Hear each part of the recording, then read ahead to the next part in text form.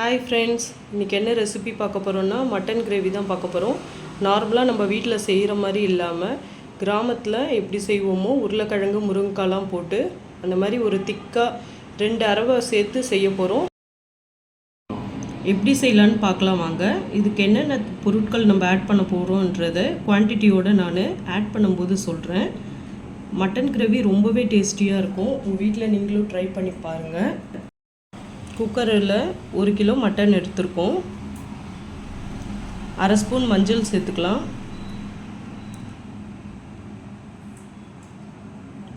1 spoon வீட்டு மிளகாத்தூள் சேர்த்துக்கலாம். தனியாத்தூள் 1 ஸ்பூன் சேர்த்துக்கலாம். இஞ்சி பூண்டு பேஸ்ட் 1 ஸ்பூன் சேர்த்துக்கலாம். உப்பு தேவையான அளவு ஆட் பண்ணிக்கலாம்.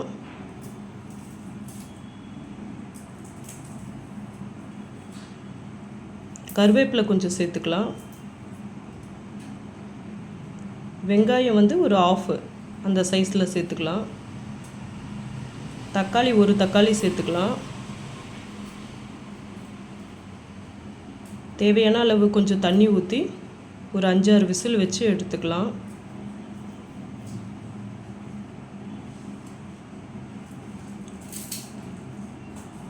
மட்டன் வேகிறதுக்குள்ளே முந்திரி பேஸ்ட்டு நம்ம அரைக்கலாம். ஒரு ஜாரில் 1 ஸ்பூன் சோம்பு எடுத்துக்கிட்டு ஒரு பிடி தேங்காய் சீவந்து எடுத்துக்கலாம். முந்திரி 50 கிராமு, 3 பச்சை மிளகாய், கொஞ்சம் கருவேப்பிலை எடுத்து போட்டுக்கிட்டு தேவையான அளவு கொஞ்சம் தண்ணி விட்டு நல்லா ஃபைன் பேஸ்ட்டாக அரைச்சிக்கலாம். மட்டன் கிரேவிக்கு ரொம்பவே சூப்பராக இருக்கும். க்ரீமியாக ரிச்சாக இருக்கும். இந்த பக்குவத்தில் அரைச்சி எடுத்துக்கோங்க.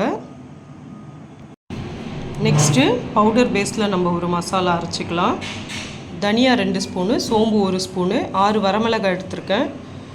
உங்கள் காரத்துக்கு ஏற்ற மாதிரி நீங்கள் எடுத்துக்கலாம். நல்லா வறுக்கணும். ஒரு பிடி தேங்காய் சீவி எடுத்துருக்கேன். இது ஸ்டோர் பண்ணுற மாதிரி நீங்கள் யூஸ் பண்ணாதீங்க. அன்றைக்கி தேவையானக்கு மட்டும் எடுத்துக்கோங்க. ஆற வச்சு அரைச்சி எடுத்துக்கலாம் பவுட்ராக. தாளிப்புக்கு ரெடி பண்ணிக்கலாம். 1 ஸ்பூன் சோம்பு, பட்டை வகை சேர்த்துட்டு கருவேப்பிலை, சின்ன வெங்காயம் ஒரு 100 கிராம், பெரிய வெங்காயம் ஒரு 3, உப்பு போட்டு நல்லா வறுத்துட்டு உருளைக்கிழங்கு முருங்கைக்காய் சேர்த்து ஆட் பண்ணிக்கோங்க. இஞ்சி பூண்டு பேஸ்ட்டு, தக்காளி, வீட்டில் அரைச்ச மிளகாத்தூள் 2 ஸ்பூனு நல்லா கலந்து விட்டுக்கோங்க. போட்டு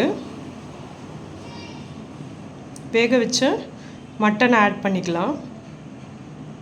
பார்க்க தான் பெருசாக இருக்கும். ஸோ செம்ம டேஸ்டியாக இருக்கும் இந்த ரெசிபி. ட்ரை பண்ணி பாருங்கள் கண்டிப்பாக. நல்லா ஆட் பண்ணி விட்டுக்கோங்க. நம்ம முந்திரி பேஸ்ட்டை இதில் ஆட் பண்ணிக்கலாம். காரம் நம்ம செகண்ட் மசாலா இப்போ போடுறோம் பார்த்திங்களா, இது உங்களுக்கு எவ்வளோ வேணுமோ அதுக்கேற்ற மாதிரி நீங்கள் போட்டுக்கலாம். நான் 2 ஸ்பூன் தான் ஆட் பண்ணியிருக்கேன்.